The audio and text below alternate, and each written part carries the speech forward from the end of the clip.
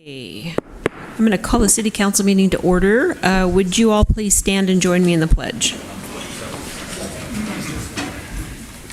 Right hand over your heart.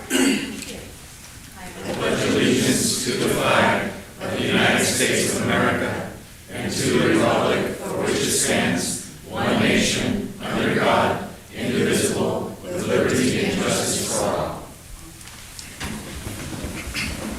All right, thank you. And Erica, can we get a roll call, please? Councilmember Villaseñor? Here. Councilmember Alex? Here. Councilmember Austin? Here. Mayor Diane McCall? Here. Mayor Pro Tem Lynn Edmonds is absent. All right, thank you, Erica. Moving on to item 4, can I get an approval of the agenda? I move to approve the agenda. I'll second. Okay, I have a motion and a second. All those in favor, please say aye. Aye. Any opposed? Okay, motion carries. All right, we're going to move on to item 5, which is public comments. I do have a number of speaker cards wishing to speak on items, so I'm going to hold those back. You will be asked to speak during that item number. So for public comment, non-related, I have one speaker card, and that is RJ Stump. So if you want to come on up. And you'll have 3 minutes tonight. And that little thing works, so when it turns yellow, you have a minute left. Okay, can you hold on just a second? Let me get ready. You got it. Good evening. How you guys doing? Hey, thank you for seeing us tonight. I'd like to thank our respected city council members for seeing us. We're here. I'm here on behalf of Faith Community Church as an update to a previous meeting about our new building project, and I just wanted to provide an update. I also wanted to, first of all, I want to thank Keith Garola for signing off our fire life safety system this week and his expeditious work on that. So thank him, and I also like to thank Kevin McSweeney and his team because they done a great job of diligently working with us to finalize this project. So thank you guys for that. I also wanted to give you an update. A couple of things. We got the fire life safety system signed off this week. We're continuing to struggle a little bit with the sidewalk repairs. We've had some irrigation issues and can't get compaction tests because of the watering on the new grass. So we've overcome that. So we'll be looking to try to get some inspections next week once it dries out. We also had an inspection on the water heaters. There was a change. There was no gas available to the property, so we changed to electric. We did get the inspection this week. We're working on a couple of inspection corrections that we anticipate will be done sometime this week, calling for a reinspection. I want to thank Building and Safety for allowing us to get a deferred approval on the temporary storage containers that we currently have on site. Thank you for that, Brian McCarthy and Kevin, for helping us with that. We understand that's going to be a deferred approval. So that won't hold up occupancy. They're going to give us a 6-month window to get that done. We're still trying to decide what we're going to keep and what we're going to get rid of. So when we do that, I know that when we move into the new building, we'll probably lose some of the storage containers, maybe, but I don't know. These guys like to hang on to stuff, so we'll see. But we'll go through the permitting process. Sorry, I just had to get that in there. We're also in receipt of some additional permit fees we're trying to work through. There was a bill that we received for an additional $14,000 in added permit fees. We're still trying to understand that, and we're going to be asking for a little bit better accounting on how those fees were accrued. We've already spent about $45,000 on permit fees, so we just need a better understanding of the information that we got. I wasn't able to explain to my elders, based on the information, how those fees are accrued. Is it $100 an email, or is it $1,000 an email? We'd kind of like to know how that's accrued, because the $14,000 is a bit of a financial struggle for us at this point. We still trying to pay off. We're doing fundraising for the playground equipment and trying to pay off the last bit of what we didn't have in the bank for the building. So we might look at seeing if we can get some help with that. And time's up. Oh, wow. I had almost 7 seconds. right? We remain anxious to provide services to the community, all ages of kids. We're looking forward to expanding that, our recovery programs for substance abuse and grief recovery and those kind of things. So thank you. I'm sorry I ran over a little bit. Thanks for Thanks. listening to me. Thank you. Okay, so I don't have any other general public comments, so we'll hold the balance as the meeting proceeds. Going to move on to item 6 for the consent calendar. Approve the consent calendar. I'll second that. Oh, go ahead, Simone. I'll second that. Okay, I have a motion and a second. All in favor, please say aye. Aye. Any opposed? Okay, motion carries. Okay, we're going to move on to item 7. This is new business. And item 7A, this is a license agreement for private use of public right-of-way for the installation of groundwater monitoring well. It's a lot of words. I'm going to turn that over to staff. Good evening, Mayor, City Council, and esteemed people here in the audience. I think I have a little presentation for you to walk through some slides. All right, so this is item 7A, like you said. This is regarding 7-Eleven, and here's a picture worth 10,000 words, right? So 7-Eleven's requesting approval from the city for a new license agreement to allow private use of a city property that's along the south side of State Route 126, right across the street from 7-Eleven. So this is the exhibit that's attached to the license agreement, and it kind of shows you in a quick picture. Here we are, there's 7-Eleven. Straight across the street is the license area. The background is back in 2020, they replaced their underground storage tanks. Part and parcel of that was that they had to do soil sampling and groundwater sampling. They installed on-site monitoring wells. Based on the results from that sampling of the on-site wells, the regional board, Los Angeles Regional Water Quality Control Board, who is the permitting authority for that underground storage tank project, they said that they did find, hydrocarbon impacts, but they weren't able to well define the extent of those impacts, and so they've required a work plan with additional monitoring wells. They want 3 additional monitoring wells. 2 of them are shown here by the blue and white targets, and there's actually a third one that would be off the screen to the west. and then a 4th one, which is on the city parcel straight across it. And these sites are selected through the work plan with the LA Regional Water Quality Control Board. They're hydraulically connected and downstream of each other. And the whole point is for them to continue groundwater monitoring so that they can better define the impacts of the hydrocarbons due to the leaking underground tanks that were just replaced with non-leaking underground storage tanks. So that's the background.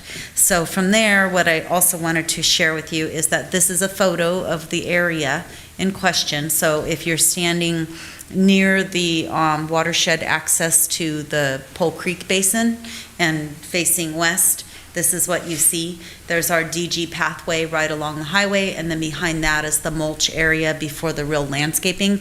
This water well would be placed in that mulch area. It's just a little 8-inch, cap that would be in the mulch area. It's not real visible, it's sort of ground level, and they're proposing to work with Watershed to get permission to park their trucks when they do access to do the monitoring of the well. They'll park in that entrance road to Pole Creek and then walk over and do their water testing and walk back to the thing. So it won't cause any destruction to any of the other area. And so that's what it's about, the background. The term of the license agreement, which has been reviewed by our city attorney, it's 10 years, and then after the original 10-year period, if they still need it, they can renew it annually upon mutual written agreement between the city and 7-Eleven. The city can terminate the agreement for any reason between now and then with 90-day written notice, because they'd have to relocate the well off our property. And upon expiration or termination, 7-Eleven would have to remove the well and return the license area to its original condition with the mulch and whatnot. So that's the gist of it, and staff is recommending approval of the license agreement, and I'll entertain any questions. Any questions for staff? Mayor, I do have a couple of questions. Okay, Thank you. Thank you, Roxanne, for the presentation and the background. Just questioning, in the report that you wrote, it says, concentrations of TPH and MTBE were detected. So these are considered higher rates than usually found or even permitted by the Regional Water Board. Sorry. Yeah, just like in the first paragraph, concentrations of total petroleum, hydrogen, or hydrocarbon, TPH, and MTBE were detected. It just doesn't give us specifics about that. So sort of was it a very high level? Do we know, or is just beyond not an what's extremely usually high. I think it's detect, non-detect. They're not supposed to be there at all. Right. So. Not at all, but it was detect. Okay. So they're trying to decide what the limit of it is and what the impact of it is. Okay. And that's what they want to know, how far it's traveled. So it shouldn't be there, but the tanks that they replaced were replaced because they were known to be leaking, and so they're trying to define the leak. To define the area. Okay. All right. That's super helpful. Mm-hmm. And then just want to know, after that data is collected, and it takes time, the well's up, goes back to the regional board, they see that, then at that point, the board may or may not take some kind of action or direction. And do they direct the city to do things, or? No. So Okay. if they'll ongoingly monitor these and see what the impact is, and because the tanks have been replaced, they're expecting it to, fade away. Okay. And become no longer an issue, and then they'll close the wells. But in the meantime, this will tell them whether the new tanks are performing, or if there was high enough concentration to where it is reaching hazardous levels that more action is needed. required. Okay. And then the board would require 7-Eleven to perform more action, and if that action affected the state highway or the city parcel, then they would have to come to us for permission to implement their action, but it would all be on 7-Eleven. Got it. Okay. Thank you for that extra information. I appreciate it. Absolutely. Okay, that's it. Any other questions? Recommendations? Yes, I'll make that recommendation that our council approve license agreement with 7-Eleven for this. Okay, I have a motion and a second. All those in favor, please say aye. Aye. Any opposed? Okay, motion carries. Thank you, Roxanne. Are you item B as well? I am. Okay, so we're going to move So on to I will stay here. 7B. Item 7B, okay. So we're going to talk about the Fillmore Aquatic Center swimming pool replastering project. As you know, the Aquatic Center is located on First Street near the high school. It was built in 2009. The whole center and the pool was put in 13 years ago. And so we've received inspection reports indicating that there's some maintenance needs. The majority of the inspection reports, maintenance needs were immediately addressed, but the replastering of the whole pool is kind of a big one.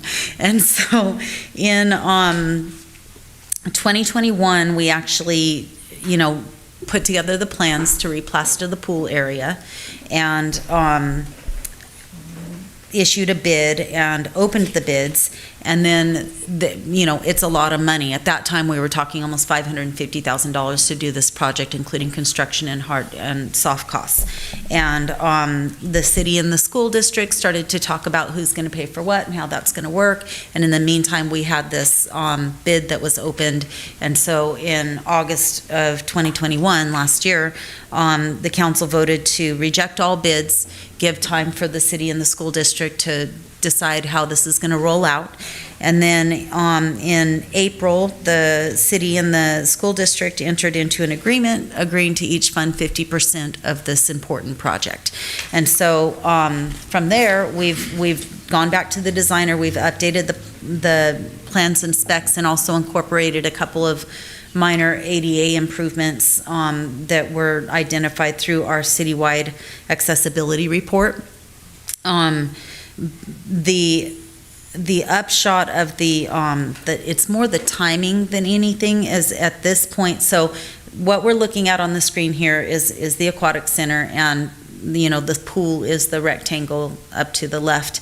And this project entails removing and reinstalling all of the plaster in the shell, and this photograph here is sort of representative. There's some cracks that indicate repairs needed underneath the plaster lining in the actual mortar shell. And then those little U-shaped things in the red circle, those are where the plaster is coming up. That's occurring near the jets where there's high velocity water that starts to dig out that plaster. Over time, that rutting gets more and more significant. We haven't had any injuries related to it, but the health inspectors have identified that this plaster needs repair or replacement. And, could you get away waiting another year, 2 years? Possibly. The health inspector has required these plans and specs be done and approved by the health department and permitted for replacement. They understand that we've in good faith already bid it once and that we're working on it. And so the big enchilada is that given the time that's elapsed since August 2021 to now October 2022, and all the money that was put out on the street through ARPA and other funding programs, the concrete and construction industry, and this particular pool remodel industry is pretty small, and they're all really busy. There's a lot of money on the street, and so the supply isn't meeting the demand. There's several aquatic centers, lots of pool projects in the pipeline. So our design team updated the unit costs for the bid estimate, and now instead of $550,000, we're probably going to have over $700,000 in hard construction costs and closer to $900,000 in total project costs all in, which is a significant number. And I don't know if the city and the school were ready to double their budgets like that. And so tonight, the question mark is, do we advertise bids right now and come up with the money to do it, or do we delay the project and work with the health inspector about the timing so that we have more time to put budgets together? I asked specifically the architect of record about, do you think if we wait a year, it'll get better and we'll get better prices again? Or, what's that going to look like? And his answer was that, there's only a few firms that does the design in the first place, and they're all really busy. So there's tons of work in the pipeline that'll keep the contract, and the contractors are already busy right now building stuff, and there's pipeline that they're going to continue being busy for at least a year, probably 2 years out. And so we don't really think that by delaying the bid, we're going to see better prices again. Like, I looked into that, like, should we wait? But delaying the bid could allow us to identify the funding that we may not have in place right now. The other thing is we could bid it and see if the bids come in better than expected. But if we do bid it, then don't award it. We've done that twice in a row. It's a small community. Probably not the best professionally to be continuing to do that. If we don't think that we'll have ability to award it, we may not want to bid it. And so I didn't know if Mr. Rollins, did you have additional input from the school district discussion on this part? No, we reached out to the school district. We gave them the new cost proposal. We have not heard back from them yet. So I probably would have more of a discussion actually when the bids come in at that point in time, would be my guess. So decision is up to you. If we feel that we want to keep the pool open and we want to make this investment in this facility, then we can bid it, and maybe we'll get tighter bids than expected. It's sort of a small community, and if the bids come in as expected, then both the school district and the city will need to identify a little under $500,000 of funds to award the project. So I'm not even sure, like, the recommendation is to adopt the plans and specs and advertise the bids. That's assuming that we're both willing to come up with the money at award a contract. I think that we need more information from the school district. I'm not willing to put out $500,000 for this. We partnered with the school district because we couldn't pay for that. So here we are right back to where we started from. But here's another angle on that. We put it out for bid. We're not really losing anything. We get the bids in, and then we'll find out what the price is, and we can go negotiate with them. Right. So I don't see where it would hurt going out for specs and bids at this time. No, I don't think so either. I understand that contractors have work, but I also see what's happening outside of that. There's a lot of people without cash, and there's, I think we're going to start to see deflation of work that's happening. People are going to put it off. They're not going to have the money. They're not going to have the funding, or they're not going to want to spend the interest on the funding. So I think bidding it again is the right thing to do. I'm not willing to agree to put that kind of money into it, especially not knowing what this school district's going to do. Right. Yeah, And then we'd have to go back to the school district and negotiate with them again. Well, right now, it's a 50%. Right. Flat 50%. The discussion point at that point about $500,000. Right. Now it's, nothing has changed in terms of the agreements as the number that might come in. Right, but if they're not even aware that their $250,000 is now $500,000, we need to know that sooner versus later, for Right. sure. So we should go over bid. I think we should go for bid, but then have the discussion in the meantime so we know where we're going. We can always cancel the bidding process if we're not getting back what we want, or we're finding that it's, the same as what we have, and then make that decision as we move on with the school district. Were we prepared to pay the initial cost, No. Dave? Nope. No. The initial cost prior to this, which was a half, Correct, no. 250? We were Okay. to do 250, that was all. We weren't even, okay. Right. And just to weigh in, I think it gives us, like you said, a chance to talk to the school district to see where they are at in this, and for us to look back at our funds. And I know that we have ARPA that we haven't assigned, and we might have ARPA that is not getting utilized. So, it might give us a chance to look back at our budget. I think it buys us some time. Okay. So timeline-wise, just, it's a 2-week bid period so that we can advertise, open bids, and be back to you by November 7th. It's the last meeting of the year, really, where we can handle business. And so it happens to be election night, too, so but that's the last night to handle business. So otherwise, it'll be delayed until next year if we don't advertise bids now, so. That might not be a problem. I mean, to be perfectly honest with you, we might be better waiting until the first of the year. I mean, I don't know how you all feel about that, but. Because the plans and specs are ready, and we can table this until January and give us time to talk to the school district before we advertise. We can advertise whenever you want to.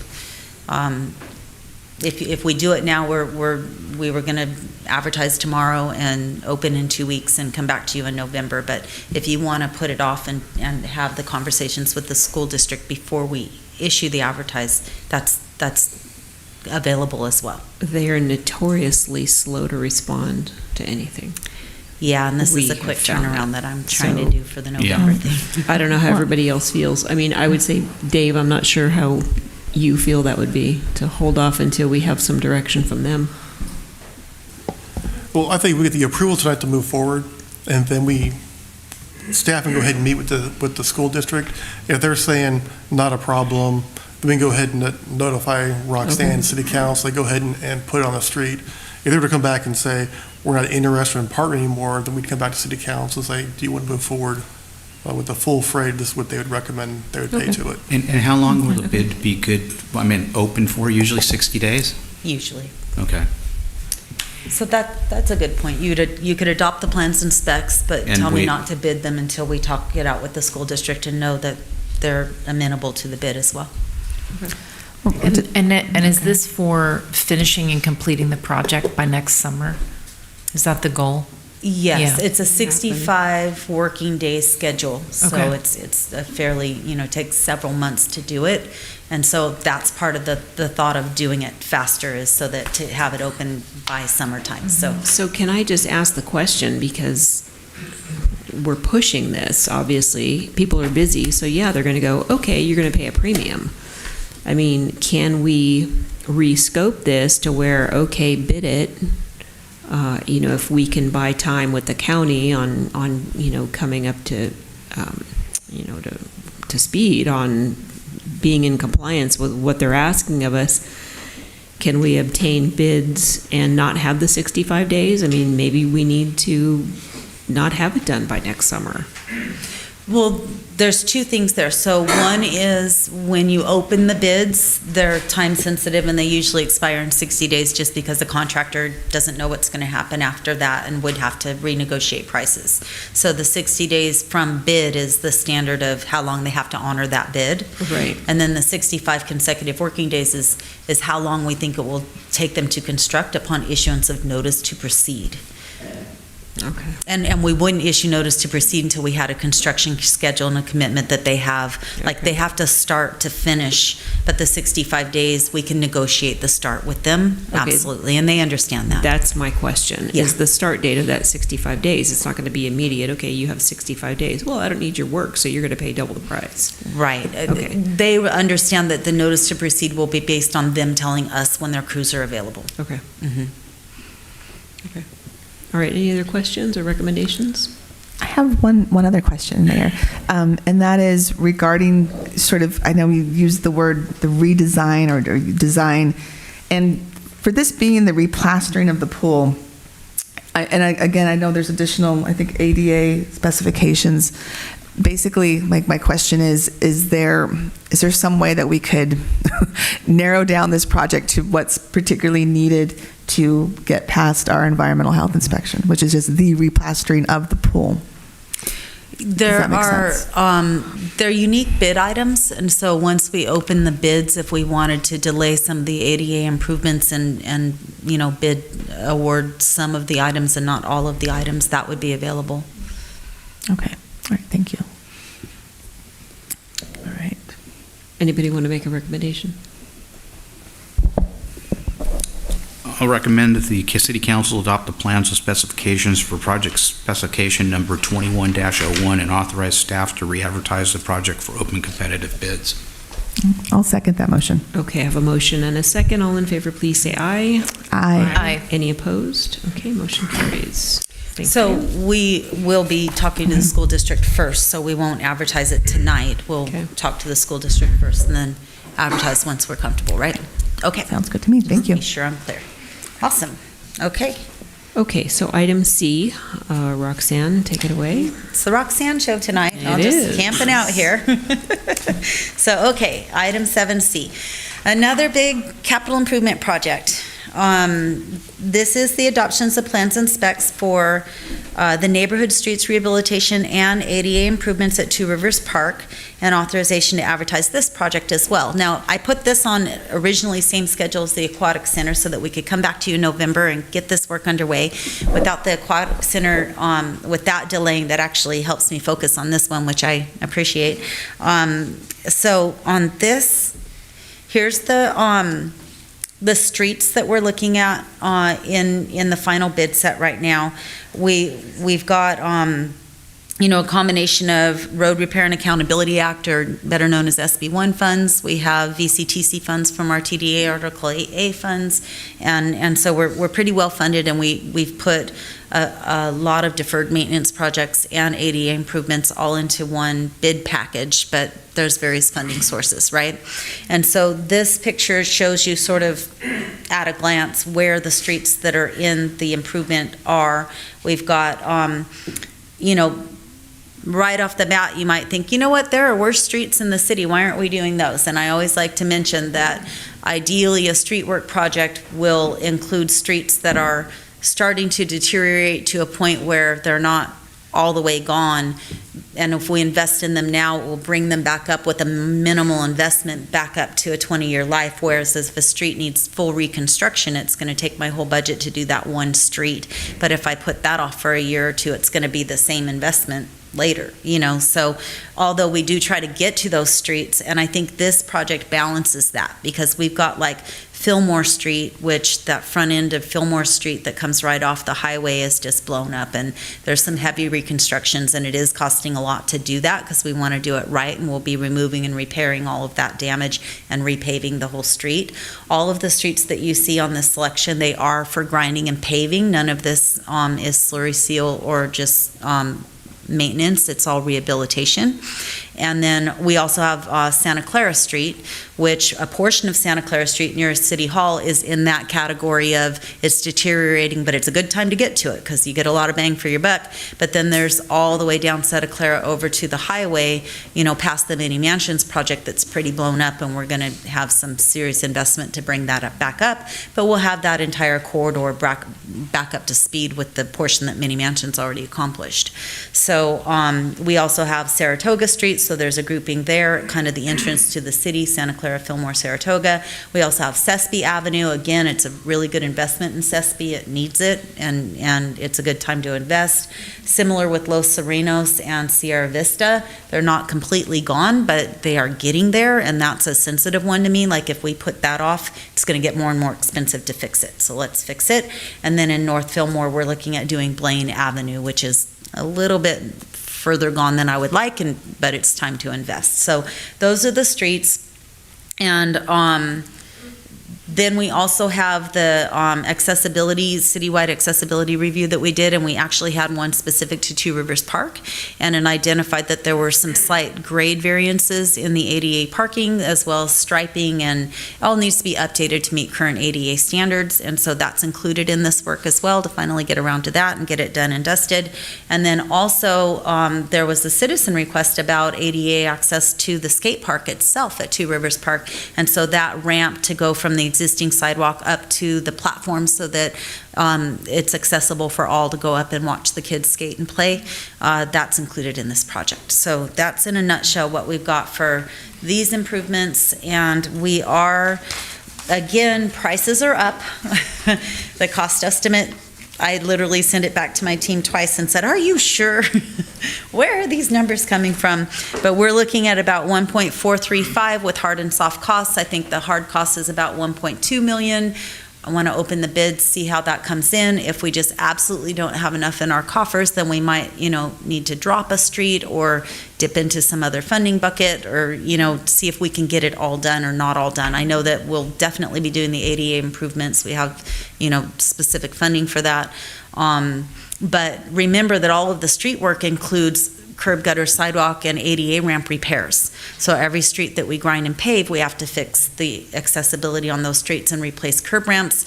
And then I also go down the street and repair any broken curb, gutter, drainage issues, or sidewalk tripping hazards on those same streets. So they're all brought up to par at once. There's a significant amount of concrete work included in this bid. So that's in a nutshell what we got going on with the street improvements, and we're recommending that you adopt the plans and specs and let us get it out to bid and bring it back to you in November. So I'll entertain any questions. Questions or motions? I do have a question, Mayor. Thank you, Roxanne. Mm-hmm. And the question is on the breakdown of the funds and the different pots that we'll use to do this.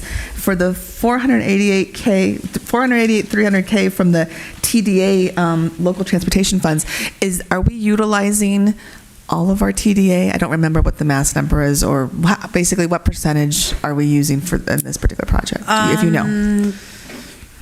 A little more than half. I think there's Okay. somewhere around 786 in the budget, Okay. or in that coffer. Okay. So All right. we're Yeah. using quite a bit of it, but not all of it. But not all of it. Okay, that was my main question, if we still had some of those funds left. And that was it. Okay. Anything else? Yeah, I just want to make a comment that I'm really glad that we're doing the ADA restoration on Two Rivers. I think it was my first meeting that the gentleman came in and spoke about that, and I'm just really glad we've gotten to this point. So that's great that that it's going to go first. So just happy about that. And thanks for all your hard work. You're welcome.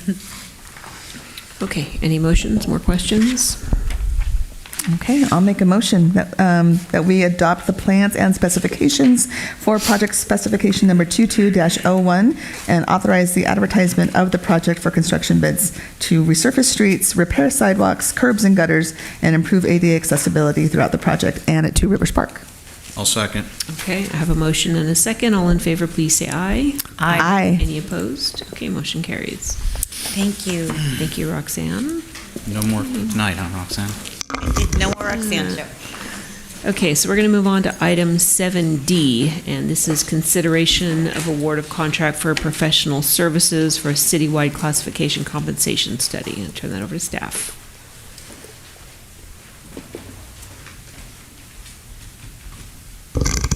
Good night, Mayor and council members and residents. Tonight, I would like to request City Council to authorize an appropriation of $70,000 for the award of a professional services agreement to Coffin Associates for conducting a citywide classification and compensation study, and authorize the city manager to execute that agreement if approved tonight in an approved form by the city attorney. To give you a little bit of a background, as you're all aware, the city of Fillmore is a full-service municipality.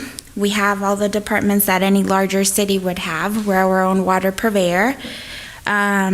We do contract out the services of city attorney, police services through the county, city engineer, and the wastewater management, but everything else is handled internally. We have about 40 full-time staff members, approximately. There's a couple vacancies right now. And half of those are part of the union, which is the International Union of Operations Engineers, and we're servicing about 17,000 residents. I always pride myself to call every single employee who works here a miracle worker, because we typically do, more than what a normal city would do. So during the last negotiation cycle, we had a conversation with the union, and it was communicated that we would conduct a classification and compensation study, just so that we could come prepared to the negotiations. The current contract ends on June 30th of 2024. I know it seems long ways, but like everything else, all the contractors and all the consultants are pretty backed up with work, so we wanted to get a head start. The process does take about 6 months to complete, beginning to end. And what we're looking at is just having them take a look at the current classifications, benchmarks, help us update job descriptions, those sort of things. So the last classification compensation study we had at the city was in 2006. There hasn't been one done since. We do, every time that we go through negotiation process, do an internal soft one. We have a few cities that we compare ourselves with, which are about the same size, and we come prepared with that information. So that's technically, in a nutshell, my presentation. We're just requesting you to authorize that. We did reach out to 3 firms to try to get different proposals. CPH HR was double the price, so that's why we are actually recommending Coffin Associates. We discussed that with the city manager's office and the union as well. And then the third contractor that we reached out declined to provide a proposal. So I'm here to entertain any questions. Any questions? Well, you answered my one question, and that was, when's the last time we did this? Because I know we haven't done it while I've been here. So 2006, I think it's time that we get our house in order. Right. Would anybody like to make a recommendation? Okay, I'll make that recommendation, Mayor, that we, City Council authorize the appropriation of $70,000 to award professional services to Coffin Associates for the citywide classification and compensation study, and authorize the city manager to execute the agreement with Coffin Associates in a form approved by the city attorney. I'll second. Very good. I have a motion and a second. All those in favor, please say aye. Aye. Aye. Any opposed? Okay, motion carries. Thank you, Erica. Okay, item 7E tonight. This is an adoption of a resolution approving the 2022 Ventura County Multi-Hazard Mitigation Plan. Turn that over to staff.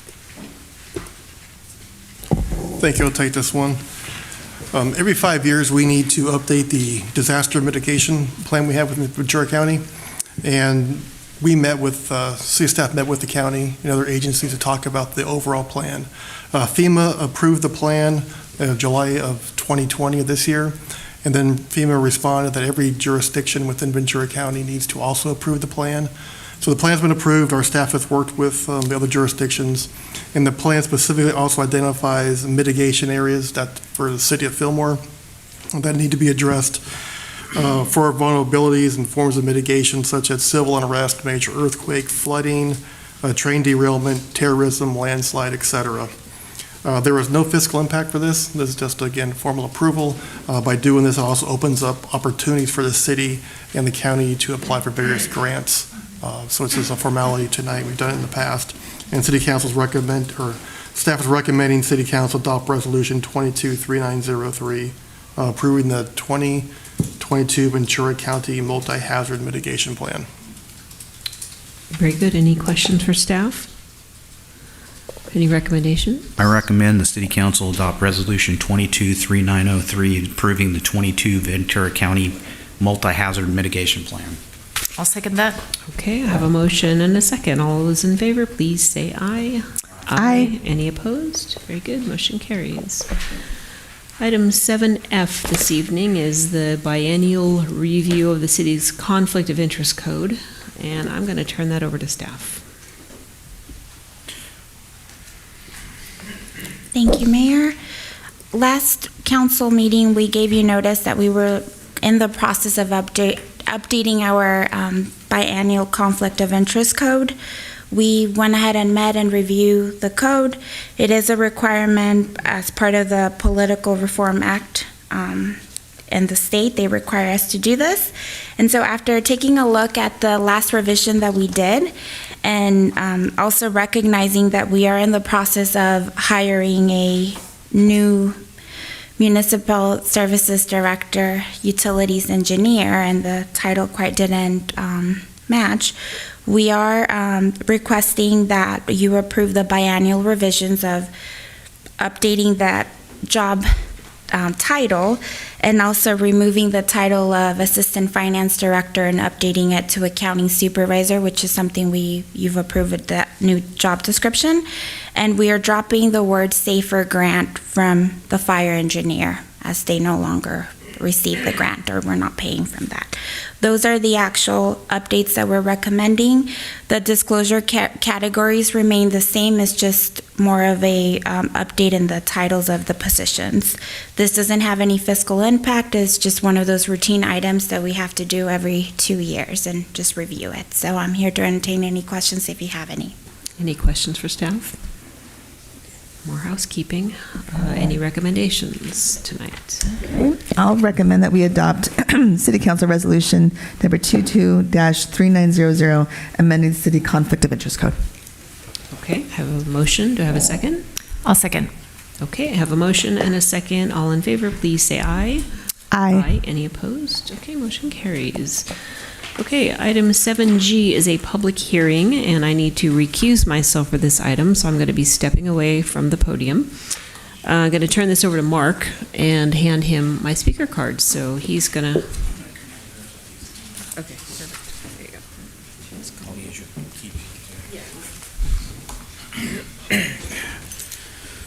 Okay, this item is 7G, public hearing consideration of adopting Nexus Study for impact fees and second reading of the ordinance to adopt the updated North Fillmore specific plan, Nfsp amendment. At this point, I'd like to reopen the public hearing and turn it over to staff. Yeah, thank you. Good evening, Council. This is a continued public hearing from the September 27th City Council meeting. And as you said, we're looking to adopt the Nexus Study, which is a fee study for the North Fillmore area, and then have the second reading for the ordinance, which approves the specific plan in the North Fillmore area. Attached is the Nexus Study, and you'll see that the study is based on square footage of homes, and the fee amount is $4.10 per square foot. It's essentially a development impact fee for that particular area for public improvements that benefit only that particular area. It's not for the rest of the city of Fillmore.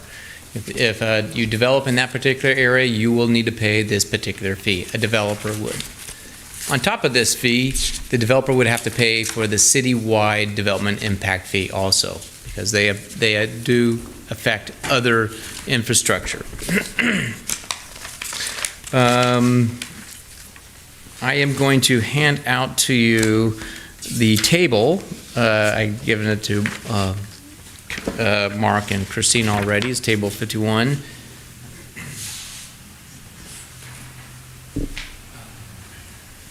The fees based on that table, it's buried into the specific plan, and I just wanted to hand out to you. It kind of summarizes what are those fees. It's the sewer line, the reclaimed water line, Hillside Drive, and then the cost to do the specific plan. That's how we get to $4.10 a square foot. That concludes my presentation. I wanted to keep it nice and simple because you have already reviewed the specific plan. I'll take any questions you may have. I will let you know the person who prepared the report from Willdan Financial, James Edison, he is present and he can answer any of the questions you might have. Okay, any questions for staff? Thank you. Yes, I do have one, and thank you. This is when I read through the Nexus study. It was very clear in understanding impact fees and what they mean and how they're calculated. So I do appreciate that. One question I do have on page 561 is about the planned facilities method, and it's the ratio of the cost of planned facilities divided by the new development demand equals the cost per unit of demand. And I just wanted, for my curiosity, understanding new development demand, what does that mean? What does that terminology mean? It's new square footage. Okay, So if you that's go what into it an is. existing Okay. structure, we have a client or an applicant now that wants to go into an existing building. Okay. We don't charge them a fee. It's an existing structure. That the intensity is the exact same. But if you build a new structure, then you'll add the fee. Am I about correct there? Yeah, that's right. I mean, the ambiguity is new development demands. Yeah, James, not. thank If you don't, you can introduce yourself. Thank you. James Edison from Willdan Financial Services. I prepared the report.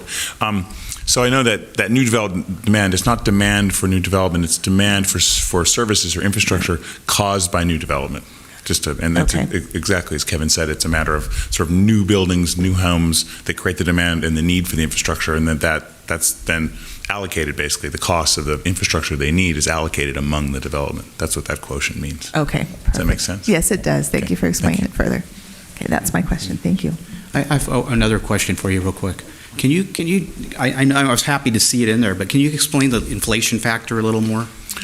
Sure. So, we're sort of picking a moment in time, right? We've got costs that are estimates, and as I think your city engineer mentioned, those are changing. And even in normal times, they go up a little bit every year. And so what's typically used for impact fees like this one and others as well is that every year when you do your annual accounting, usually at the end of the fiscal year, you apply an inflator. Typically it's either CPI or what's called the construction cost index. We more often use a construction cost index. It's a sort of index, a cost index that's published by the Engineering News Record, which is specific to concrete and labor, and it's related to constructing things as opposed to CPI, which is based on sort of a basket of consumer goods. But it depends on policy. You can really pick either. But yeah, we do recommend that because after all, the fees themselves reflect the sort of cost at the time of the preparation of the study.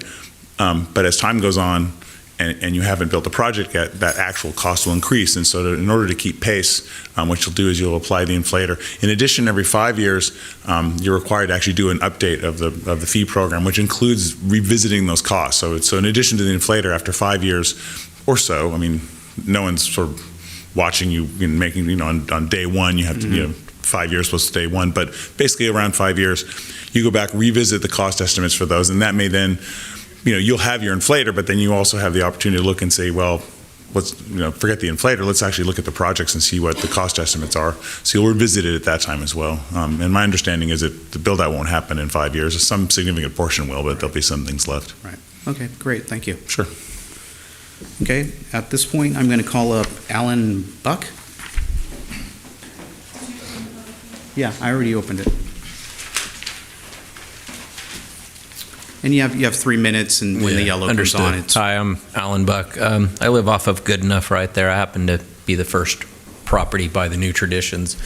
So I just listening to you guys and wanting to add all those homes there and things, and I hope that you guys are taking into consideration the impact that it'll have, on the whole area of North Fillmore, okay, by adding all those homes there. You already are limited on access or exit points, to get out of that part of North Fillmore. In the past, you guys looked at cutting through somebody's orchard to connect it to Central, which you converted that property into city limits, but it's still an orchard off of Central at the top. So, obviously, it's a concern that you've had in the past, or the other council members and so forth, but 350 to 700 homes you guys are possibly looking at in that area. There's some other homes already there. I think that we have other things in this city that you mentioned that you struggle with, I guess, accomplishing. with costs of the pool, costs of your ADA Act, not being compliant. And just hearing some of those things, it's, I question it, because you're farming a lot of that work out, where if you have the infrastructure here, you can do a lot of that in-house. The other municipalities do it.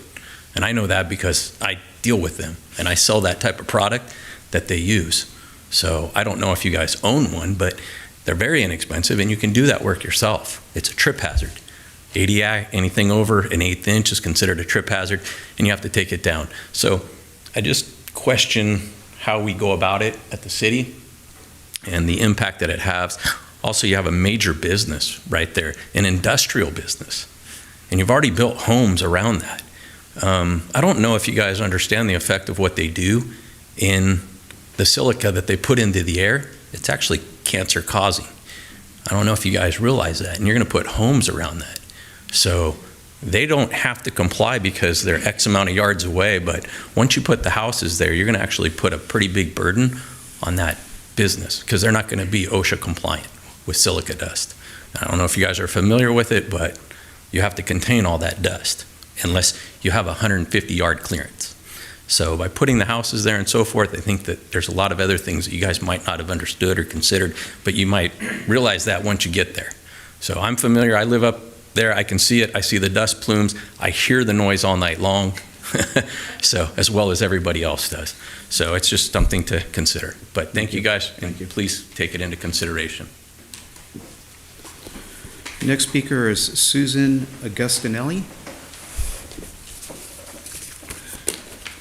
Hi. I would like to disclose that I also live right in the New Traditions tract.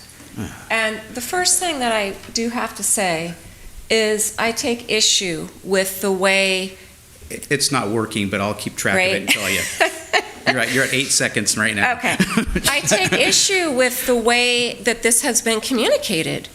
I received a 2-page thing from the city talking about this adopting the Nexus Study for impact fees and second reading of an ordinance to adopt the updated or Fillmore specific plan amendment.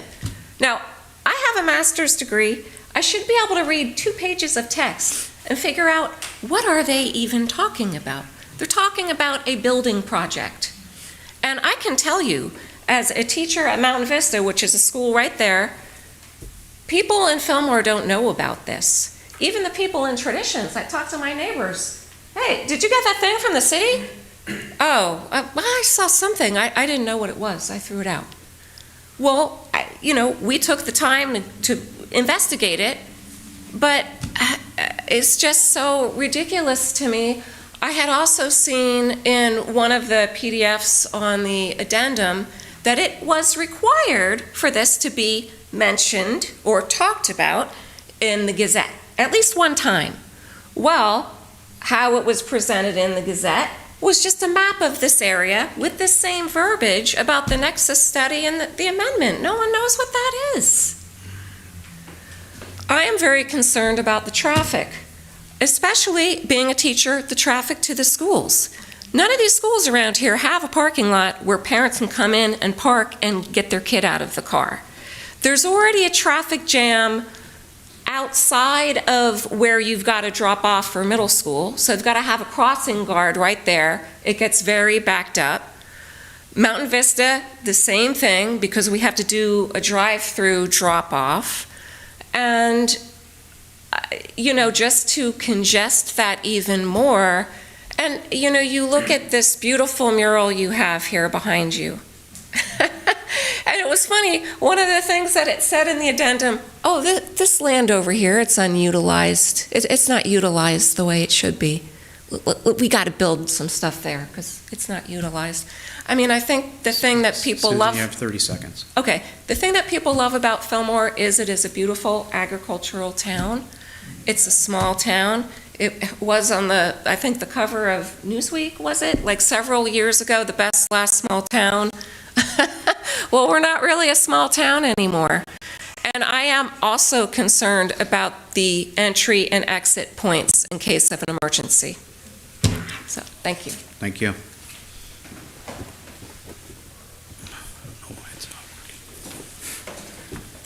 Elise Ross? And I'm gonna have to pull the same thing with you. I'm gonna have to just warn you when you're getting close, okay? Because I can see it up here, but it's not working That's down fine, there. no worries. Okay. So my name is Elise Ross. Thank you so much for having us out tonight. So my main concern is I do own a home over there off of Aerosmith, which is right along Good Enough. So along with what they mentioned, with it being very limited in regards to exit places, which is a major safety concern for if people were to live there, but also the children that are over there, because people fly down that road as is. I could not even imagine if there were 350 additional homes worth of vehicles going up and down that street. In addition, a lot of these streets that need to be redone, those would also be affected by all those people that would be using some of those streets. So I know that you guys were saying in the study that during the Nexus study that funds would be utilized just for that specific area, but the only problem is those 350 people would be utilizing the whole city and all of the resources and all of the infrastructure. So with it being just specifically, to my understanding, utilized for that specific area, that's not compensating for the true impact of what those homes are gonna have. So not just those individual streets, but the 126 alone has horrendous traffic on the weekends. We are a major highway and throughway where a lot of the trucks do that. And the streets are, they have been done at times, but it's just, in addition to the amount of resources that we have in the valley, they're limited. They're not unlimited. We have to think about that. And then we don't know how much longer these droughts are going to go for. We need to be proactive about that and how much these additional homes are going to be utilizing. And if they were to have grass and if they were going to have all these additional things and any kind of landscape or anything like that, we need to be thinking about that as well. I know that the sewer system had been updated for the heritage homes on the newer side. Would we have to update the sewer system again? And we're already paying exorbitant fees on that sewer system, including the water system. And I know that is a struggle point for people who have been here for 50 plus years and people who are on limited income. I am not one of those people, but I do know people, they're on those limited income. And, to some of us who are still working, $20, $30 a month is not a lot, but to some of these people, that's a difference between putting food in their mouth and not. So a lot of these impacts are bigger than just these people coming in from out of the area building these homes. 30 seconds. Okay. Long story short, I'm from Ojai. I've seen the firsthand effects of what building all these places, and these homes aren't going to be cheap. I'll tell you right now, they're going to try and charge top dollar, and it's going to be bringing in people that aren't working in the area. They're going to be coming in from LA trying to get a good deal. And so you're going to be taking this small town and making it not a small town anymore. So I hope you're ready to get rid of that small town. Great. Thank you. Thank you. And with that, I'm going to close the public hearing unless anybody else wants to speak. Okay. And I'll turn it back over to council.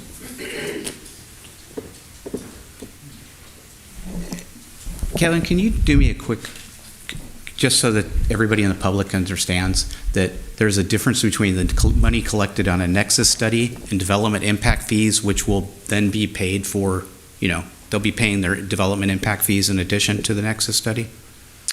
Sure. You should. We have a citywide right. That's what development I was just impact trying to fee. get at her So point that if somebody builds anywhere in the city, it's a new structure. They pay their own way. The city doesn't pay it. Existing citizens don't pay it. So it's water, sewer, transportation, parks, storm drains, traffic. So that's citywide. You build anywhere, you pay that fee. And you're going to pay approximately $30,000 per residential unit, about that. In the North Fillmore area, this boundary for the 350 homes, they'll pay that. But they cause additional infrastructure that needs to be improved. And the Nexus study indicates that the cost is going to be $4.10 a square foot for the home. And it will pay for, I stated it before, I don't have it memorized, a sewer line would need to be improved. This development will pay for the sewer line, not the rest of the city. It'll pay for the reclaimed water. We're going to import water We're going to extend a reclaimed water into the area so we don't use domestic water, and that's going to be for landscaping. It'll pay for Hillside Drive, and it will pay for the cost of developing this plan and the environmental impact report addendum that we did for the plan. So the 350 units will pay for those, and not the existing citizens of Fillmore, and not other development in other areas, just this particular boundary. If I could add something slightly different, I just want to be clear that everyone understands tonight that this is approving the rules that will apply when the property is developed and the fees that will be paid. There's not an actual application for development in front of the council tonight. So this is only about what regulations will apply. Thank you. Yeah, this is a planning document. And to reiterate, with each one of those projects, we'll re-examine individual projects as they come before the council. Oh, absolutely. Right. Okay. I do have one question on that. So the public hearing's closed. Oh, sorry. Kevin, You asked a question. Was that rhetorical? What you just stated before that? Okay. This is a council meeting and a business meeting's happening. You're not allowed to talk unless the mayor calls on you. I made a comment to clarify for the public. I didn't ask any question. I was just making sure it was rhetorical then. It wasn't a question for us. Okay. Kevin, if I can ask a question about the streets and the impact fees, development impact fees, taking into account, yes, Hillside Drive and an A Street becoming, with more traffic. Do these fees also include safety precautions, things that will assist in the traffic circuit, in the traffic route? It does, Okay. but so does development. Right? So when a project is proposed in this area, let's say it's 20 acres, they'll have to do those safety things that you're discussing around that particular project. All the handicap ramping, the crosswalks, and everything that's identified in the specific plan, street widths, curbs, gutters, all that stuff, street lights, all the safety items. Thank you. So this, just to be clear, this isn't us approving the 350 homes and they're going to be built, next year. This is laying out the guidelines. If that were to be passed by the council, every step would come forward to the council, correct? That's a good summary. Yep. Okay, good. We'll get to look at I the just- design, everything. I know it's really confusing. When a project is proposed, it'll come before you. I know, even being new to council, even being new to Fillmore, it is confusing. It is confusing for the public. I do hope that we can have clear communication with the community about where we're at. I don't have any answers or solutions on that at the moment. I'm just listening to the comments and thinking it would be really great if the community was better informed. It's a conversation we can have off the dais, but I just want to make sure that we're all clear on the same page, that this is not us voting tonight. It's not a yes that these homes are going to be built.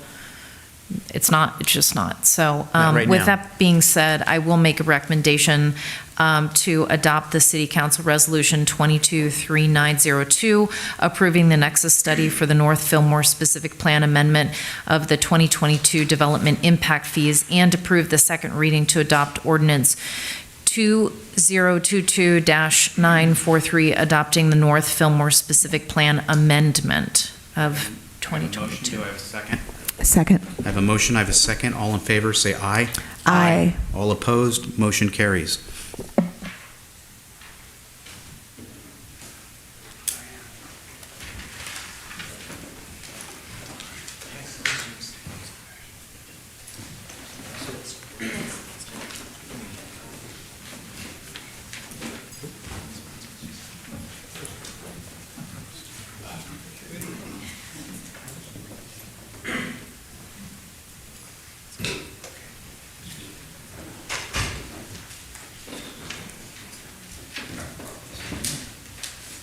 Okay, let me get myself back here where we need to be.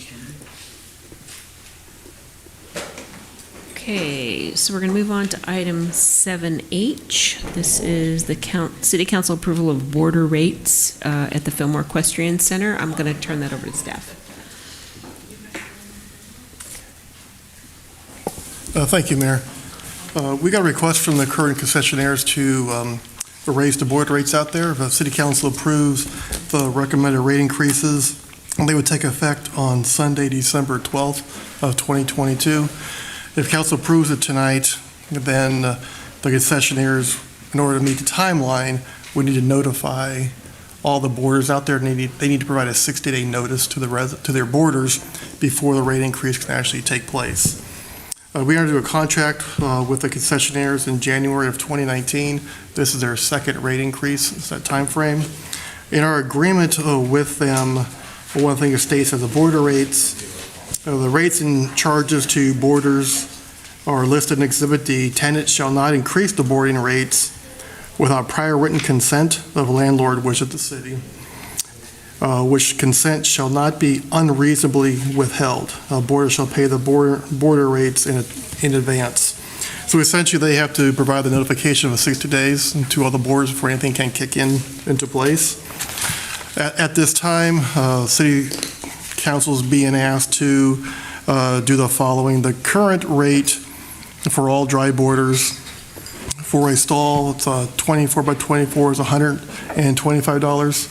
If you have a 24 by 48 stall, it'd be $250 or doubling that.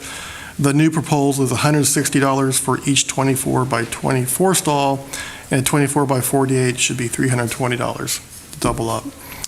Grandfather dry boarders as of May 1st, 2021, will stalls over 24 by 24 would pay $125. That is continuing on, except for the rate would be $160, such it is for the overall dry boarders. The full border fee is looking to increase from $300 to $350. And then with the hay, we're looking at the rates for hay will increase as needed per fair market value, plus a 10% markup. Hay prices are subject to change at operator's discretion per 30-day notice to the boarders. Those are the only rates that they're asking to change moving forward. Again, staff recommends the City Council approve the boarding fee increase, which will be effective on Sunday, December 12th of 2022. Okay, any questions for staff? Okay, no questions. Okay, so I do have some speakers, so I'm going to call you up individually. You will have 3 minutes. And again, once the yellow indicator goes, you have a meeting. You have a minute. It's not working? It works. You sum it up. You press the wrong button. It works. I know it works. Sorry. The important things in life, does the counter work or not? It's all good. Yeah. Okay, so our first speaker I'll call up is Samantha Perukur. You can help me with that if I butchered it. I'm really good at butchering. So. Good evening, City Council. My husband and I, and my thing just stopped. My husband and I have 3 beautiful horses that we currently dry board at FEC. All the dry boarders have felt the steep increase in hay, and we have absolutely no issues with the rate being increased due to hay. However, we are over 10 months into the phase 1 portion of the grading project, and we seem to be no closer to having a front arena than we were the day it was torn down. In addition, the recent work to try to fix the grading problem has blocked access to one of our round pens. When it was suggested that the operators move the gate to the other side of the round pen to grant access again, they just tied the gate shut and opened one of the panels. These panels are not light, and they sit in the deep sand, so the round pen remains inaccessible to many of the boarders that cannot lift the panel to close it. Many of our buildings are dilapidated and are not being repaired because they will eventually be torn down due to the grading project. With the limited places to allow our horses to exercise in the state of disrepair, there are no grounds to increase the board rates. The Equestrian Center has become an embarrassment for those who board there when guests come in for the roping events or even just for lessons. And now to ask us to pay more for that is quite frankly insulting. We are respectfully asking that the City Council deny the increases not related to hay prices until the Equestrian Center is returned to at least the functional state it was a year ago. Thank you. Thank you very much.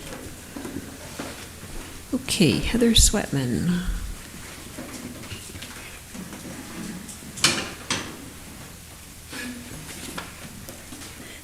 Good evening, Council. My name is Heather Sweatman. I'm not as well prepared as everybody else, so please forgive me. But I do want to talk about the rate increase for the dry borders. I do understand the full service with the hay increase, the way the economy is going. I do understand that. But for our board to go out for dry borders at 125, the facility, since we've been there for so many months now, has gone down. It hasn't gone up. For instance, the round pen that Sam was talking about, the gate is at the dirt pile.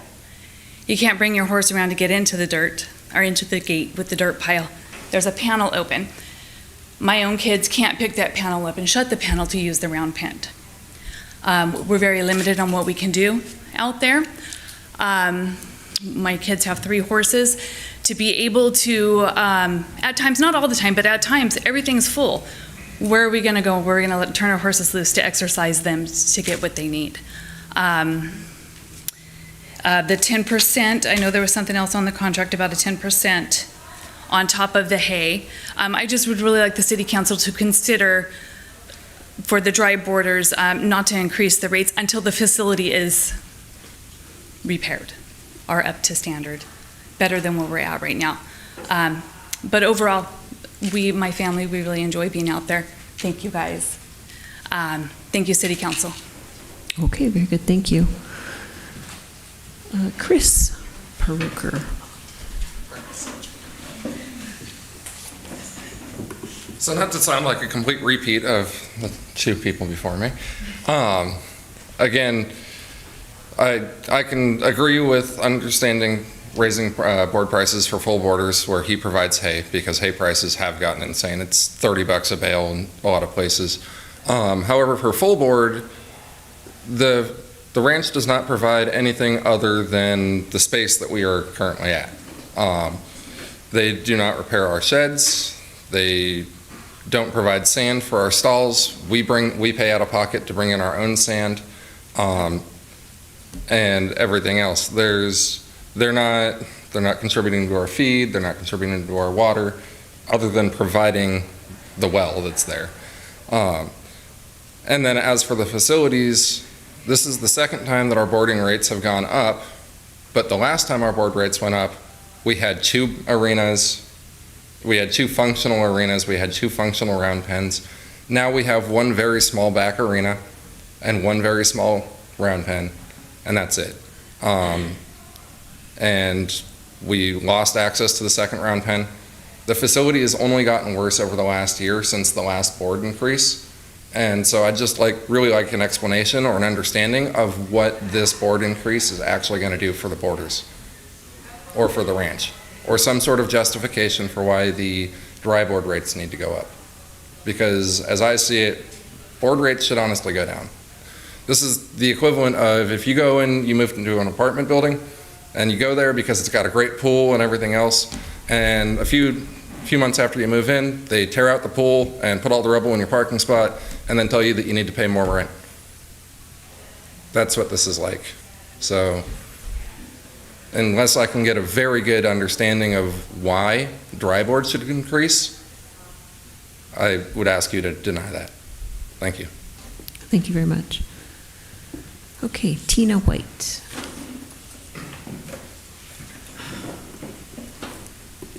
Good evening.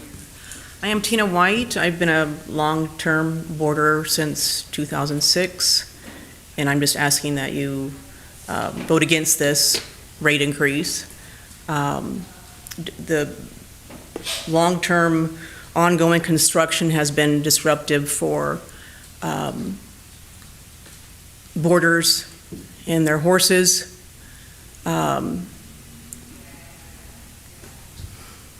There are fewer areas, exercise areas to use now, and the value of the facility has not increased at all. It just seems like this is a way of making some extra money. I understand the increase of feed. I'm a dry boarder. I supply everything I need myself. So I don't understand, again, the rate increase for someone like me. So, thank you. Okay, thank you. Okay, and we have Michael Hartman.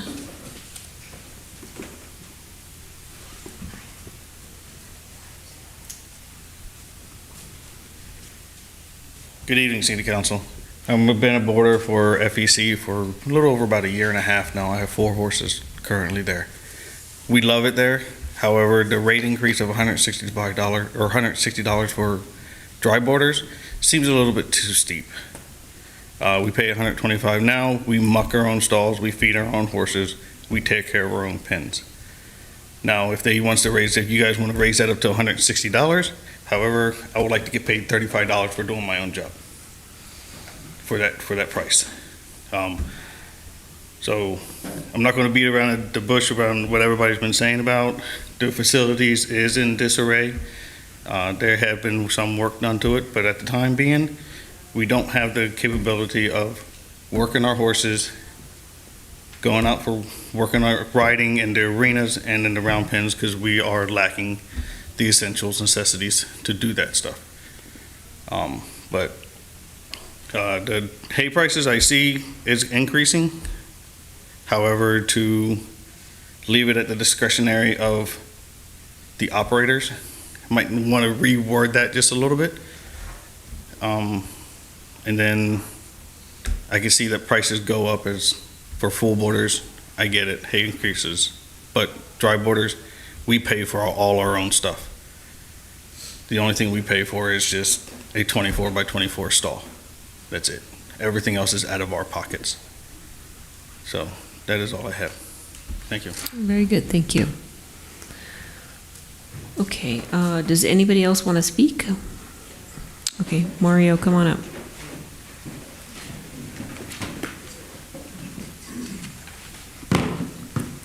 Good evening, everyone. I'm Mario Robledo and my wife Vanessa Robledo, and we operate the Fillmore Question Center. And we're here to increase boarder rates for all of our boarders based on economy and inflation. Expenses comparisons to the Fillmore Question Center from 2021 to 2022. Alfalfa in 2021 was $16.50 per bale, currently $28, which is a 41% increase. Orchard hay, $24, currently $30, which is a 20% increase. Trash was $176.03 and is currently $186.59, which is a 6% increase.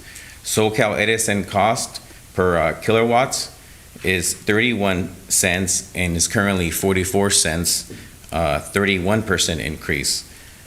Manure dumping fees was $4.10 and it's currently at $4.85, and we're dumping 6 times out of the month. Diesel, which is 15% increase. 15% increase.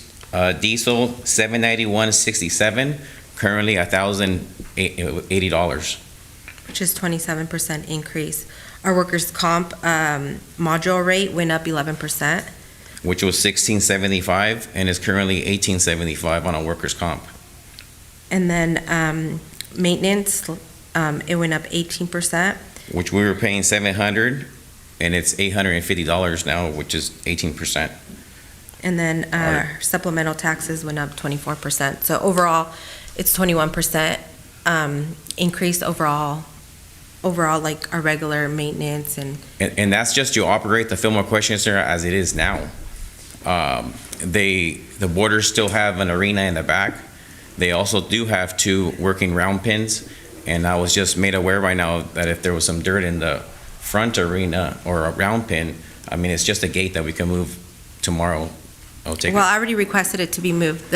My employee said that he needed something else, so I ordered them, and so tomorrow we actually have 2 guys scheduled to go out there tomorrow and fix that. And the boarders also allowed due to the kindness of the roping club, to use the roping arena for turnouts and for riding inside the roping arena. So overall, the average expense increase is 21%. Right now, we're asking for an average of 18%. Border, which right now our expenses is 21% increase. We're only asking for an average of 18%. In which those 3%, based on the conditions of the equestrian center and making it more of an improved land based on the landfill that we need to fill, we're eating the 3% per month. So we're not asking. We're just trying to. We're not asking for more money for us. We're not asking. We're just trying to be a little bit closer to the expense that we've been taking on for the last year and a half, which is 22% decrease that my other business has been paying for. So we're just asking for an increase for inflation costs. Okay, is that it? That's it. Okay, all right. Thank you. Thank you. Okay, city council discussion. Anybody have anything?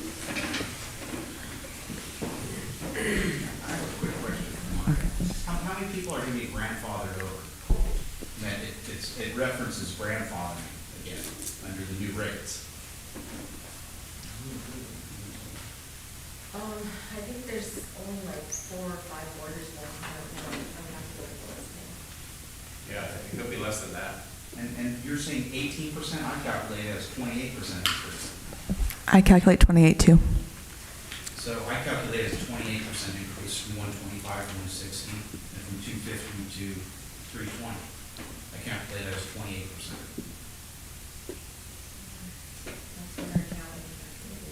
Yeah, that's what our accounting calculated. I mean, I could shoot it one money. I'll get a new account. Okay, well, I'll start out the discussion. I appreciate everyone who's here and also the emails and the comments that I received and the Robledo's comments as well.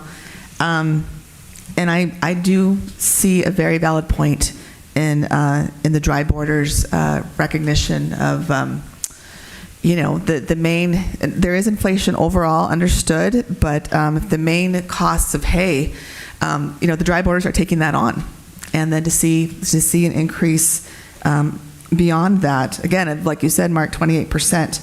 And actually, when I calculated the full border fee going from $300 to $350, I saw the increase is 16%. Okay, right. Okay, so we're on the same page with that.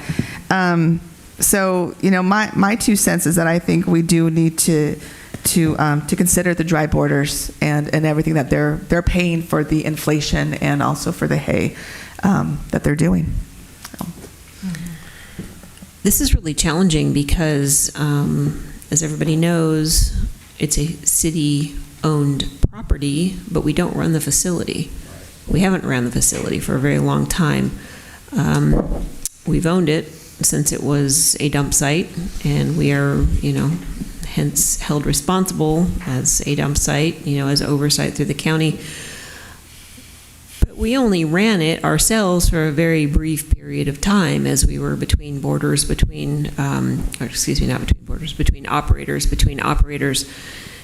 So the contract that we have with the Robledos demands that any price increases come through the city council to determine if it's fair. We don't operate his business. We don't have any say over his expense increases. It has nothing to do with us. So we're really at a disadvantage here, and I completely understand what every one of you is saying. Thank you for coming to speak. We've gotten a lot of outreach through emails and everything else, and I appreciate that. Because I can understand, you're kind of in a situation to where you kind of want us to do something, but we're not really in a position to do a lot other than just look at, the rates and what he's wanting to raise the rates. It's not up to us to say if his increases are in line with his expense increases. I don't know that. I mean, I know across the board, everything costs more.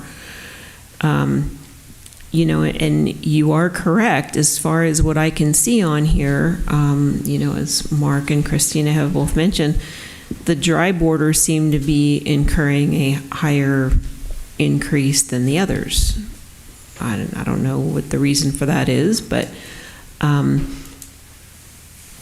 you know, at the same time, he's a business enterprise, and it doesn't have anything to do with the city. We don't run his business for him. You know, so that being said, I want to hear what everybody else has to say about this. You know, Mark, what do you? Well, I feel the same way you do, is that we don't have a say over it. We have a say over if we're going to increase the prices, but as far as running the business, it's not our say. It's not, you know, I don't know his expenses. I can only take what he's telling me at his word. So, I mean, I don't dig into his books. And I agree. I mean, the fears of dry boarders are taking on a bigger increase than the full boarders. They do.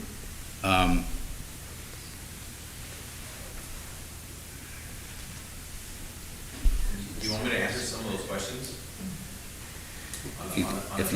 If you'd like to.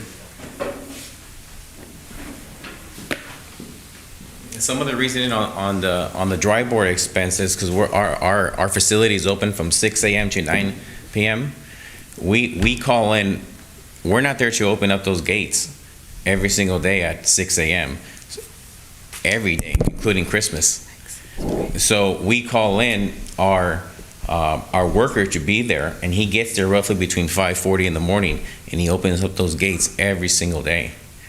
And We are open 365 days a year. We don't close the facility at all. Can I ask you guys just a real quick question, because Sure. it's something I've been thinking about. Compared to the rest, like, let's say somewhere else, if they were to go somewhere else in Ventura County, what would they be normally paying as dry boarders? I mean, I'm sure you guys have done some kind of analysis where you've said, hey, we're lower, we're in line. Right now, the current rates for majority of them are $175 to $250 self-board. Okay. And that's over the hill. That's in Santa Clarita. We're the only Fillmore Equestrian Center allowed in this whole entire valley. Mm-hmm. So right now, we are still the lowest, even at this current rate. Okay. And a lot of the self-board right now are roughly between $400 and up for any The high-end and I'm not going to say all of them. Oh, self-board or full board? Full board. Full board. And I'm not going to say all of them, but the majority of them are at that rate. So you were talking about gates and employees, and Right. but it sounds to me, and don't take this wrong, I'm Correct. just going to challenge you because I'm here to challenge you. Right. You're blaming your boarders for that you're open all these hours and you have to have them come and open gates, and therefore you're going to charge them for it. And I understand that. That's a fee that they should pay because they're using the facilities. But that doesn't answer the question as to why the dry boarders are, you're giving them a higher increase than you would the full boarders who are actually, you know, paying for the other services. And part of that majority of other equestrian centers, they usually have 1 or 2 days that they close. For example, they're usually all open Monday, Saturday, Tuesday, or Wednesday through Sunday, and they take 1 day to completely close the facility, Monday and Tuesday, and just their worker comes in, feeds and cleans and leaves. So that. Well, the reason why we also, our full boarders are providing a job for the Fillmore Equestrian Center for employees. Also, the South boarders, they're there. They use amenities a lot more than our full boarders. There's a lot of, I would have to dig into the books to get exact numbers, but also the full boarders, we don't have to open the gates at 6:30 in the morning, 6 o'clock in the morning. I have a lot of South boarders that I'm driving around at night and I lock them in there because they're out. So when I send employees out there to close those gates, that means, oh, we have to wait, or we have to go back and unlock the gates. And I don't have any of that issues with my full boarders. Okay, but the hours are the hours. You set the hours. If you don't want to open your gates until 7 o'clock in the morning, don't open them until 7 o'clock in the morning. It sounds to me like you're using that as an excuse that, well, my full boarders don't come in at 7 or 6. That doesn't matter. You set the hours. It's just part of our fees. And we can't go back because the South boarders, some of them are waiting at 5:45 to get inside to feed because they're going to work. So they go there at 5:45, 6 to feed, and if that gate is not open 1 minute, they're calling us. Why isn't the gate open? As they should. And then As we, they should. yeah, as they should. And since we took over the question center, those were the set times, so we left them at the site. Okay, so you can't stand here and say that because you have to open the gates at 6 o'clock for the dry boarders and not for the other boarders. That's not fair. Do you hear how unfair that is? I mean, to me, Yeah, I'd be very upset. I need to rephrase it. There's more of incur costs with that. And that is a realistic answer. Not that you have to open the Not gate that I have because to they open. need to It's just feed. more of an incur cost. Yeah. So I apologize. I need to rephrase that. Yeah. So it's more of an incur cost that we have had. And even on holidays, we have somebody opening there. So we're open 365 days. And yes, we could change those times, but we left them when we took over the Fillmore Question Center. We left a lot of things the same as it was in the past. Yeah, and we didn't want to change those times to disrupt any other the current grandfather boarders that already have been used to those hours. Well, and it makes sense. I mean, you're not going to tank your business when you walk in the gate. You know, you have an existing business with existing boarders, and you're going to want to try to accommodate that. I mean, I would hope that the boarders would understand that too. This is a two-way street. You guys are all working together here. Yeah. So you need to stop working against each other and get together and have a conversation. Have you met with your boarders about these and discussed these prices separately Yes, we from have. here? We had meetings. Yes, we had meetings. Okay, because every time these comes up, the boarders show up here and they want us to do something as though, you know, we're the final say. We're not. You know? we think- have meetings every Yeah, we have meetings every and month. We've talked about this already. Okay, well, it's And important. emails that- have gone sent out as Because well. here's the thing, as you all know, just as well as we do, when people show up here, they're pissed off. I don't want people to come here because they're mad. I want people to come here because they want to know what's going on in their community and they want to get involved. So, Well, they have been notified, and they do get notified through email, and we have border meetings once a month. okay, well, they're clearly not communicating with you because they're here to complain to us. So, you know, I understand how it works. And that's something that we can't control in the complaining. Well, you can. I mean, the complaining, it's all part of it. Look, I've done this for how many years, and it's all complaining. That's what it is. It's complaining, but that's okay. That's why I'm here. You're operating a business, so you need to be sensitive to that. That's all. Yeah, we understand, and we thank everybody for coming out here. And like I've said a million times to our boarders, my office is open. I'm a phone call away. I'm there. Like, feel free to come talk to me. I tell them millions of times they could come talk to me anytime. So for me, you know, I am in agreement that the increase for the dry boarders is a lot more than the rest of them, and I think that it should be lower. I do. You're setting a precedent to me with lower amounts for the others. So, Well, and the other thing that I've been sort of chomping at the bit to say is that what did you say that it was for the increase for the dry boarders? It was 30%? It's 28%. 28%. 28%. So if you have an increase of 21% over all of your inflation, and you're going to the dry boarders and saying, okay, I'm going to raise it 28%, but you're saying you didn't know that because your accountant made a mistake, then now that's causing me to question all of the numbers that your accountant is giving. So is it really 21%? Is it not? I mean, I have to agree with them when they come forward and say that, you know, if you move into an apartment complex, just as the gentleman gave an example, and you signed up for having a pool, and you signed it, and then all of a sudden you're paying a certain amount, and then you had an increase, and then it's going backwards and backwards and backwards. I know that in the last year, we've had a lot of complaints about the work that is not being completed. So the work's not being completed. Now it's a 28% increase. Now you're raising the dry borders more than the full borders. So the story's sort of all over the place, and it really needs to be, in order for us to really get behind everyone, the story needs to be straight, and the story needs to be straight from the two of you, what actually it is. I'm looking at this, and I will tell you right now, if it's a 28% increase, and you're saying, and you said to us it's a 21% increase, correct, I'm only okay with increasing 21%. But I'm gonna say that, and I'm not okay with the discrepancy. And I'm wondering, is there a way that we can revisit this and get the numbers correct. I mean, because tonight, I don't even, with the mixed information that is coming out, I don't even feel comfortable making a decision, because you're saying it's 21%, it's 28%, it's, less for the full boarders. And all of those things, all of the inflation costs, we have seen that across the board with the electricity and all of that. But to say, to also, and just to come in agreement with Diane, like, it cannot be you against them and them against you. You all have to work together to make this happen, and to ultimately to make the horses happy. And this work needs to get done. So we do need to figure this out. But I'm not comfortable. I'm just going to tell you right now, whatever we agree on, I'm not comfortable with this. So.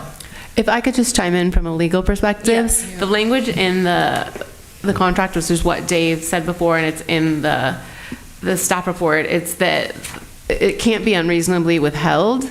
So the council's not really supposed to get into what kind of markup or profit they want to add.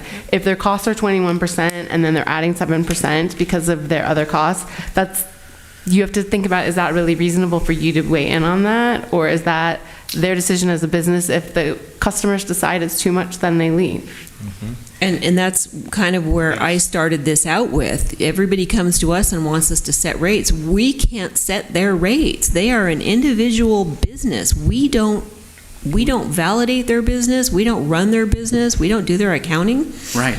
I am just literally challenging you guys. Look at what we're saying. Correct. If you're going to do this, who am I to sit here and say, oh, it's $20 versus $26? That's not our role. Our role is to oversee this because we own the property. Mm-hmm. We own the property. You operate it, but we run it. So. And I think this is something that we need, moving forward on our next council meeting, maybe we can take you guys out of the equation on the rate increase. That's part of the agreement now, so that's not Right. for tonight's discussion. And for me, I don't want to push this forward.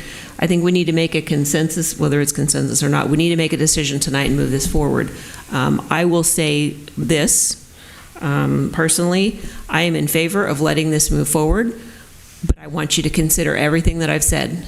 And the reason that I don't want to change this is because our role is not to, as Tiffany said, from a legal perspective, it is not our role to sit here and say your rates are wrong and we're going to sit here and nitpick on it. That's not what our role is, but we are oversight. Correct. And we have discussed this before. This has come before us before. This isn't new. I would challenge you to please relook at your dry border rates, because I feel personally, as a council member, as an oversight for this community and the outreach from your boarders who are coming to us, it's unfair.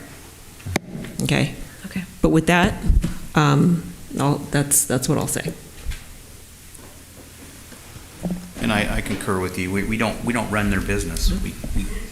That's not our job. Okay, so with that, I'm going to make the recommendation that we go with approve the border fee increase effective December 12th, 2022. I'm second it. Okay, I have a motion and a second. All in favor, please say aye. Aye. Any opposed? Nay. No. Okay. There we go. Thank you. Oh, it doesn't carry. It's dead. It's dead. So it's. I will make a substitute motion. Okay. And my motion is going to do with the fees. And my motion is to approve the 16% fee increase for both the full border fee and the dry border fee. And that's what I calculated. It'd be from 125 to about 145 something, and from 250 to 291 point something. 16% increase for both the dry and the. 16%. Right. Okay, so that's good. Let me just stop you there. Tiffany, are we legally able to do that? It's going to come down to whether that's reasonable or not. Right. Well, we don't know their numbers, so. Right. Right, but that's really getting in the weeds beyond what was contemplated by the language in the contract about reasonably. Can we make a motion to have them re-examine their fees and bring them back to us? Yes. I mean, you can definitely do that. I mean, since they do have a 60-day effective date, if you could maybe approve something tonight and then consider adjusting them. Because, I mean, I think as they pointed out, they've been losing money. And so I think if they could start getting some raise in 60 days and then you guys could talk about whether to do something more, that might be helpful to them. But if you want to wait completely and for 2 weeks, that's also an option. Well, our motion, the motion we made was dead now at this point, right? Right, I mean, you could revisit it. Dead. It lost, right, it was a tie, so it lost. But, I mean, someone could revisit it, or, I mean, there wasn't a second on Christina's motion, but there could be a conversation about that or another motion. Is there a second for Christina's motion? Okay, hearing none, it's dead. Okay. I am very, very, very uncomfortable with telling them what they can and cannot charge. That goes above and beyond our scope of oversight. That is not in our contract. Our contract is not that we can predetermine what they're going to do. They need to bring their prices to us, and we have the authority to say yes or no, that's fair or not. That's our authority. So again, does anybody have any other things that they'd like to bring up and discuss on this? Make a motion. I'd like to reconsider Diane's motion and remake the motion. Okay, I'm going to second that. All in favor? Aye. Aye. This is just a motion to reconsider Yes. that vote. The original motion. Okay, voice call. Christina? No. I'm a yes. And no. And I'm a yes. Okay, so we're back to stalemate. Okay, so council here understands that we are legally not going to tell them what to charge, so will somebody on the nose come up with another motion that's going to work? I will make a motion that they will come back at the next council meeting and with a more reasonable, balanced option. And I know that we cannot tell them what to charge, but we are in a position of authority to say yes or no to what they've proposed. To clarify, that is telling them what to charge. To have it come back next meeting doesn't take a motion.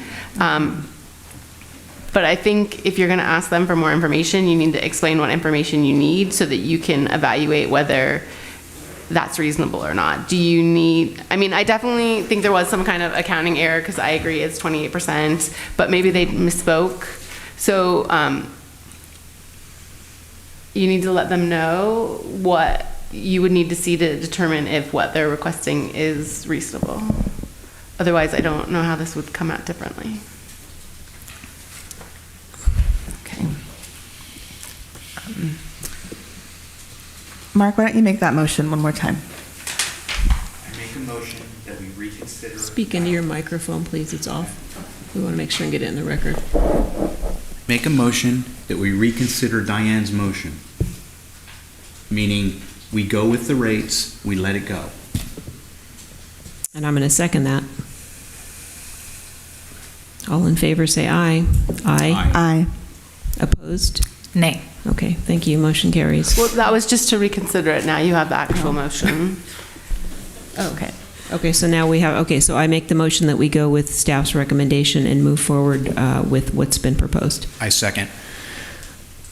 Okay, all in favor, please say aye. Aye. Any opposed? Nay. Thank Okay. you. Okay, now motion carries. And I do hope that everyone has a full understanding of what just happened and why. Okay? We aren't on anybody, we're not against anybody. You're welcome. That's okay. We're not going there. So I hope you understand, and that's all I can say. We're going to move on. Nope.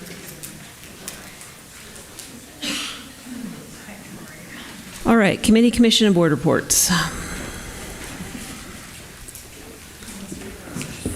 No commission reports for me. Okay, so moving on, city council recommendations and comments.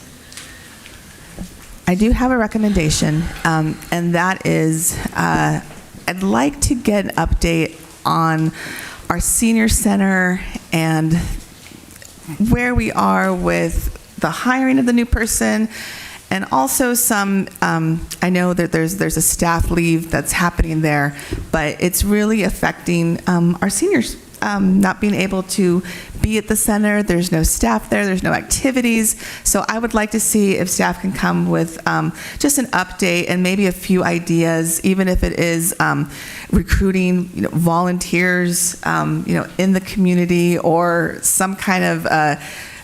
I know this is hiring is tough, but some kind of part-time, well-paid position. In the meantime, while our staff is on leave, to just get programs running again. So I would like to see if I can get support to bring that forward at our next meeting. I would like to know about that as well, so I will concur with that. Yeah, that's fine. Okay, thank you. Okay, anyone else? All right, city manager's report. I have nothing this evening. Okay, very good. So tonight we're going to recess into closed session.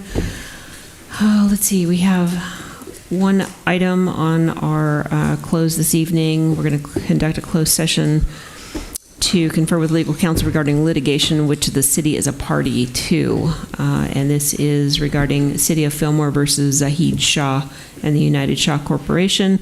So we're going to recess into that and come back shortly and close out the meeting.